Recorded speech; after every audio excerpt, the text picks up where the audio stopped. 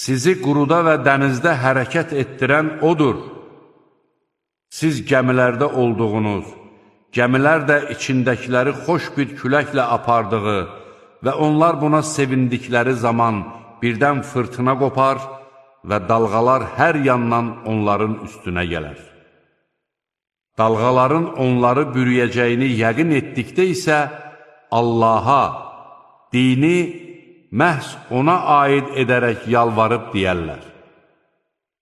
Əgər bizi bundan xilas etsən, əlbəttə, şükr edənlərdən olarıq.